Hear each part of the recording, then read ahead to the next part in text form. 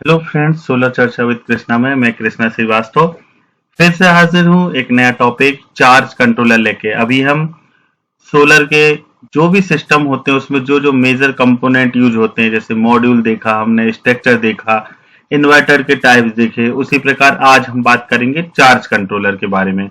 जैसे ये नाम है चार्ज कंट्रोलर, मींस चार्ज को कंट्रोल करने वाला। तो चार्ज कंट्रोलर समझते हैं हम क्या होता है। चार्ज कंट्रोलर सूर्य मित्र ट्रेनिंग सेशन की ये हमारी प्लेलिस्ट चल रही है, जिसमें हम बहुत सारे वीडियो आपके कवर हो चुके हैं टॉपिक उसमें वीडियोस में। तो अगर हम ऐसे मेनली देखें तो चार्ज कंट्रोलर क्या है, हमारा वो सर्किट या वो इलेक्ट्रिकल कंपोनेंट या क्या कहना चाहिए डिवाइस जो हमारे चार्ज को कंट्रोल करती है। अब बात आती है सर चार्ज क्या है।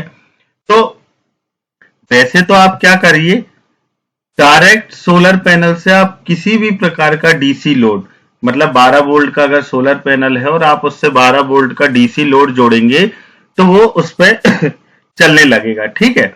लेकिन क्या होगा, धूप कम ज्यादा होती, आप जानते हैं वेरिएशन होता है उसमें। तो जब धूप, हमारी जो सनलाइट है उसमें फ्लक्चुएशन होगा, तो अब जब धूप कम ज्यादा होगी तो मेरा जो सोलर पैनल है वो जो बिजली बना रहा है, जो उसे कन्वर्ट कर रहा है, वो भी कम ज्यादा करेगा। और जब वो कम ज्यादा होगी तो मेरा जो उससे लोड कनेक्ट है उस लोड पे भी असर पड़ेगा। क्यों पड़ेगा? क्योंकि बार बार उसमें सप्लाई का वेरिएशन हो रहा है, ठीक है। अगर एक बल्ब भी है तो वो कभी डिम हो रहा है, कभी फुल पे तेज हो गया, फिर डिम हो गया, फिर तेज हो गया। तो ऐसे बार बार फ्लक्चुएशन से हमारा जो डीसी लोड है वो खराब हो जाता है, ठीक है। एक तो ये हो गया। दूसरा, अगर मेरा पैनल का मान लीजिए आप 21 वोल्ट है, वीओसी उसका 21 वोल्ट है, रेटिंग वोल्टेज 12 वोल्ट है, तो अगर मैं 21 वोल्ट डायरेक्ट भेजता हूं मेरे कंपोनेंट में, तो 12 वोल्ट के जो मेरा अप्लायंसेस है, लोड है डीसी, तो वो 21 वोल्ट मेरे 12 वोल्ट के इलेक्ट्रिकल अप्लायंसेस के लिए ओवर वोल्टेज जैसा रहेगा, ठीक। तो उससे भी मेरा जो लोड है वो खराब हो सकता है। तो इसीलिए सोलर पावर, सोलर मॉड्यूल से निकले हुए पावर को एक स्टैंडर्ड या स्पेसिफिक वैल्यू में कंट्रोल के साथ, है ना, रेगुलेटेड कंट्रोल के साथ डीसी लोड को देना, उसके लिए जो सर्किट यूज होता है वो मेरा चार्ज कंट्रोलर कहलाता है। फिर से समझिए इसको, बहुत सिंपल है ये। हमारे सोलर पैनल से जो भी आउटपुट निकल रही है इलेक्ट्रिसिटी, वोल्टेज है और करंट है, ठीक है, दोनों को मिला के हमारा पावर होता है। तो जो भी ये करंट और वोल्टेज जा रहा है मेरे डीसी लोड में, तो वो रेगुलेट और कंट्रोल होके जाए, ठीक है। रेगुलेट और कंट्रोल होके जाए, कंटिन्यूअस फॉर्म में होके जाए, रेगुलेट होके। तो उसके लिए मुझे एक इलेक्ट्रॉनिक सर्किट की जरूरत पड़ती है, जिसे मैं क्या कहता हूं, उस डिवाइस को चार्ज कंट्रोलर कहता हूं। ये बीच में हम लगा देते हैं चार्ज कंट्रोलर। तो अब जो भी इसमें से पावर जाएगा मॉड्यूल में से, वो कंट्रोल होके जाएगा मेरे लोड के पास। सोलर मॉड्यूल से जो भी पावर बन रहा है वो कंट्रोल होके जाएगा, ठीक है। तो ये इसलिए हम चार्ज कंट्रोलर का उपयोग करते हैं। मेनली दो प्रकार के चार्ज कंट्रोलर होते हैं, एक होता है पीडब्ल्यूएम, दूसरा होता है एमपीपीटी। पीडब्ल्यूएम चार्ज कंट्रोलर क्या होता है? पीडब्ल्यूएम चार्ज कंट्रोलर वो होता है जो हमें pulse with modulation, full form अगर आपका हो, तो इसमें जो हमें आउटपुट मिलता है मेरे लोड पे या बैटरी पे, वो पल्स के फॉर्म में मिलता है, ठीक है। दूसरा, इसकी जो वैल्यू रहती है वो फिक्स रहती है आउटपुट की। मतलब अगर 12 वोल्ट का चार्जर है, चार्ज कंट्रोलर है, तो इसमें इनपुट भी जो मैं जोड़ूंगा तो वो ज्यादा रेंज से नहीं जोड़ सकता। मतलब 12 वोल्ट के चार्ज कंट्रोलर में मैं 24 या 36 वोल्ट का सोलर पैनल नहीं लगा सकता, है ना। जैसे हमारा, आपने इन्वर्टर ऑफ ग्रिड में सुना होगा, 24 वोल्ट का सिस्टम वोल्टेज है, तो उसमें पैनल भी कितने लगते थे, एक फिक्स दे देता था इनपुट वोल्टेज रेंज सोलर की, 50 दे दी, 36 दे दी, तो मैं उससे ज्यादा नहीं जोड़ पाता था, है ना। तो ऐसे ही पीडब्ल्यूएम चार्ज कंट्रोलर हमें क्या करता है, जो आउटपुट सप्लाई देता है वो पल्स के फॉर्म में रहती है। दूसरा, कांस्टेंट वैल्यू रहती है, मतलब आप जो इसमें इनपुट लगाएंगे वो एक फिक्स रहेगी, स्टैंडर्ड वैल्यू, ठीक है।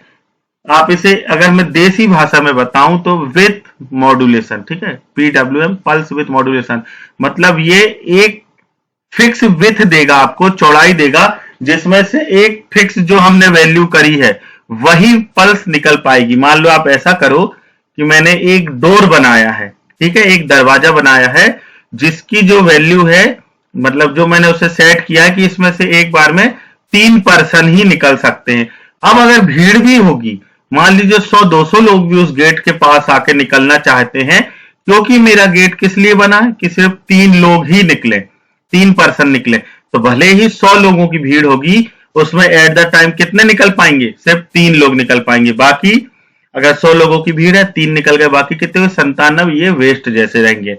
ऐसे ही मेरा पीडब्ल्यूएम है, भले ही आप इसमें 30 वोल्ट का सोलर पैनल जोड़ दो, अगर इसमें जो विड्थ है, इसकी चौड़ाई जो दी है बैंड की, वो अगर 12 वोल्ट है, तो भले ही आपका सोलर पैनल 36 या 40 वोल्ट का है, आपको जो आउटपुट में वोल्टेज जाके मिलेगा वो 12 ही मिलेगा, बाकी वोल्टेज आपका वेस्ट हो जाएगा। तो आगे की स्लाइड में हम देख लेंगे तो उससे हमारा क्या नुकसान होता है। इसी प्रकार दूसरे चार्ज कंट्रोलर की बात करते हैं, MPPT, maximum power point tracking. MPPT charge controller और पीडब्ल्यूएम में क्या फर्क है? तो जहां पीडब्ल्यूएम हमें एक फिक्स पर्टिकुलर विड्थ, चौड़ाई दे रहा था कि इसी वोल्टेज को मैं आउटपुट पे जाने दूंगा, भले ही आप इसमें इनपुट पे कितना भी सोलर लगा दो। लेकिन एमपीपीटी क्या करता है, आप इस पे जो पावर लगाओगे, एमपीपीटी मैक्सिमम पावर पॉइंट है, पावर पे काम करेगा, वोल्टेज या करंट पे नहीं करेगा। तो ये क्या करेगा, अगर आपका वोल्टेज ज्यादा है तो उसे कन्वर्ट कर लेगा करंट में, आपकी जो पावर है P बराबर VI वो कम ज्यादा नहीं होगी। बहुत सिंपल ही है, आगे की स्लाइड में बहुत आसानी से आप समझ जाओगे। अभी मेन जो टॉपिक है वो 3 टॉपिक हमने किए हैं। सबसे पहला चार्ज कंट्रोलर क्या होता है, सोलर से जो डीसी आउटपुट पावर बन रहा है उसे कंट्रोल करके, रेगुलेट करके, है ना, हमारे लोड को देना, या बैटरी चार्ज कर रहे हैं तो बैटरी को देना। अब चार्ज कंट्रोलर क्या कंट्रोल कर रहा है सर? पावर को कर रहा है। पावर क्या होता है सर? V इंटू आई, वोल्टेज और करंट। इसका मतलब है जो मेरा चार्ज कंट्रोलर है इसकी रेटिंग मेरे करंट और वोल्टेज पे डिपेंड करेगी। कैसे? मान लीजिए अगर आपको 45 एम्पियर को कंट्रोल करना है तो आपको 45 एम्पियर के अकॉर्डिंग का चार्ज कंट्रोलर लेना पड़ेगा, ठीक है। अगर आपको 36 वोल्ट वाला करना है कि मेरा सोलर पैनल 36 वोल्ट है और 36 वोल्ट या आउटपुट कांस्टेंट दे, तो फिर आप वहां चार्ज कंट्रोलर 36 वोल्ट वाला यूज करोगे। मींस मेरा चार्ज कंट्रोलर जो है वो वोल्टेज और करंट की जो रेटिंग है उसके हिसाब से आता है कि कितने वोल्टेज का चाहिए और कितने करंट का चाहिए।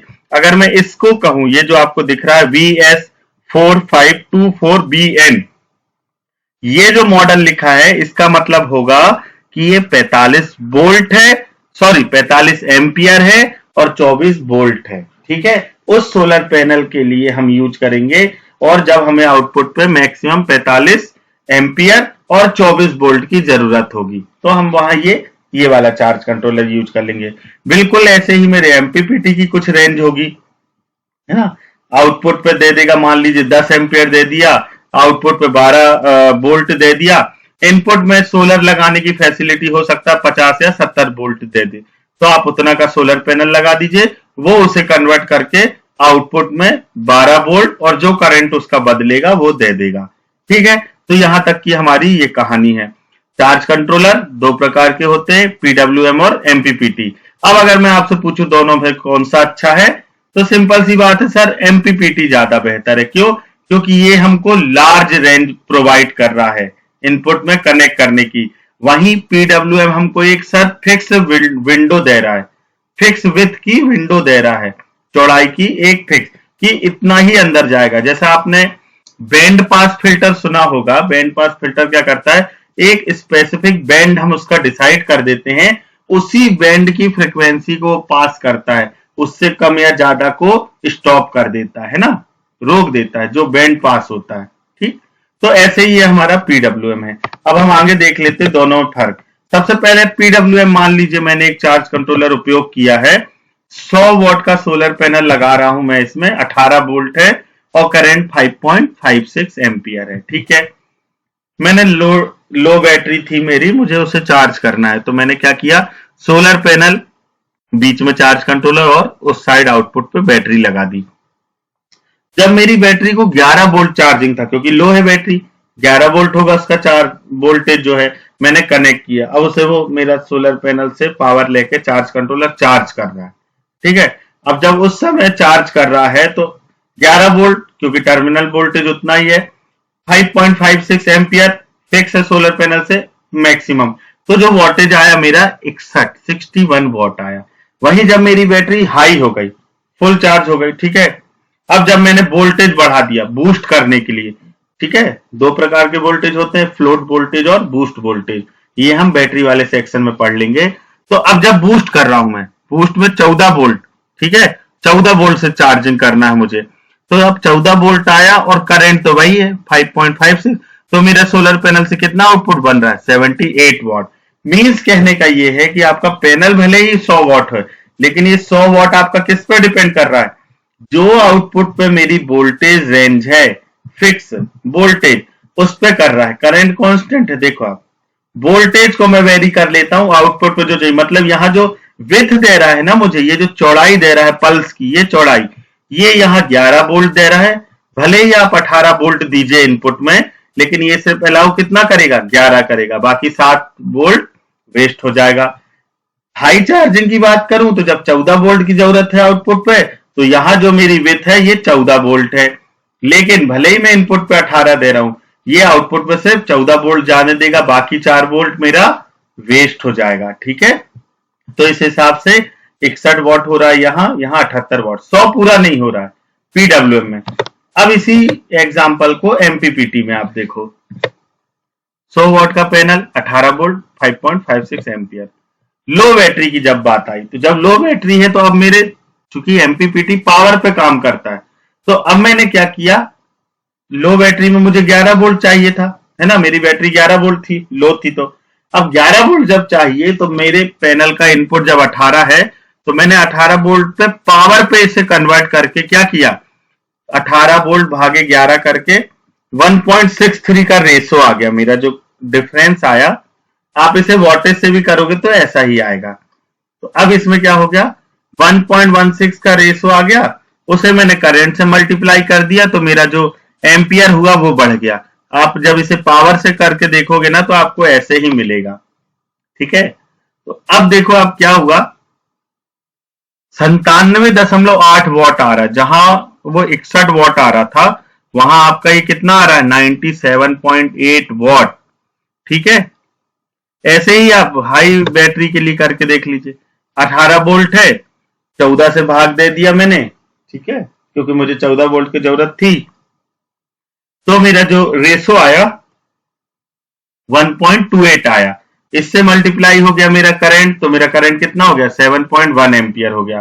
तो अब ये मल्टीप्लाई हुआ वोल्टेज इंटू आई, तो वोल्टेज कितना आया, 99.4 वॉट। आप देखो कितनी बड़ी बात है कि नहीं, बहुत बड़ी बात है ये, कि आपको जो पावर का लॉस है बहुत कम है, बहुत कम, लगभग ना के बराबर। यही फर्क है पीडब्ल्यूएम और एमपीपीटी में। अब बात करते हैं हम रेट की, तो पीडब्ल्यूएम आपका बहुत सस्ता होता है, 250 रुपए, 300, 400 से शुरू होके जितने तक चाहिए, लेकिन एमपीपीटी की आप बात करोगे तो ये 1000-1200 रुपए के ऊपर से ही शुरू होते हैं अच्छे वाले। तो एमपीपीटी चार्ज कंट्रोलर लगाने का फायदा यह है कि हमें जो हमने सोलर मॉड्यूल यूज किया है उसका हम मैक्सिमम यूटिलाइज कर सकते हैं। ठीक है, मैक्सिमम यूटिलाइज कर सकते हैं, उसमें हमारा जो लॉसेस है वो बहुत कम होगा। ठीक, बहुत कम होगा, जब वो बहुत कम होगा तो क्या होगा, आप आसानी से उसे उपयोग कर सकते हैं, और आपका जो आउटपुट है वो ज्यादा मिलेगा। अगर आप बैटरी चार्ज कर रहे हैं तो वो बहुत ज्यादा होगी, होगी कि नहीं होगी, तो यही चीज हो जाता है आपका। ठीक है, अभी ये जो मैंने आपको जो बताया था ये वोल्टेज से बताया, अब मान लो आप इसे 100 वॉट से चेंज करके देखो, एक बार वोल्टेज से भी करते हैं। 100 वॉट का मेरा पैनल है, 100 वॉट का आपका पैनल है, और इसे 11 वोल्ट चाहिए, तो 11 वोल्टेज में जब आप इसे डिवाइड करोगे तो लगभग 9 एम्पियर आ जाएगा। 9 एम्पियर 11 से करेंगे तो आपका इतना ही आ जाएगा, ठीक है, 99 वॉट। ठीक, और हाई वाले में आप करोगे तो 100 भागे, हाई वोल्टेज चाहिए था तो 7 आएगा, इसमें आप उसका कर देंगे गुणा, तो आपका वोल्टेज मिल जाएगा पूरा पूरा। तो मतलब अगर आप इसे कैलकुलेट करके देखेंगे आइडल कंडीशन में, तो आपके जो लॉसेस है वो बहुत कम आ रहे हैं। वहीं पीडब्ल्यूएम में जब आप करके देख रहे थे तो हमें बहुत डिफरेंस मिल रहा था, 61 वॉट और 78 वॉट ही मिल रहा था, यहाँ 97।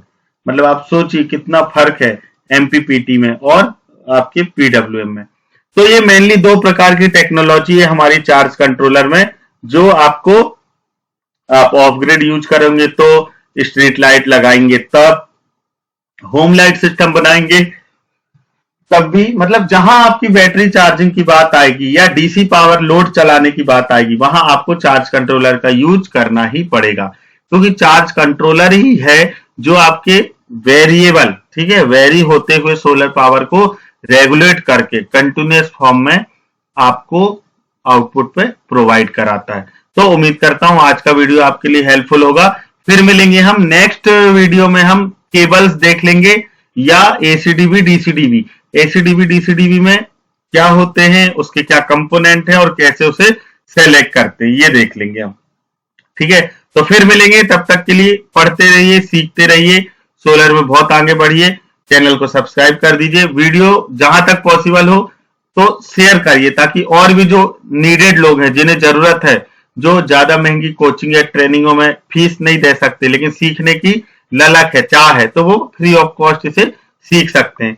तो चलिए फिर मिलेंगे नए टॉपिक के साथ, नए विषय पे चर्चा करने के लिए सोलर चर्चा विद कृष्णा में। तब तक के लिए नमस्कार।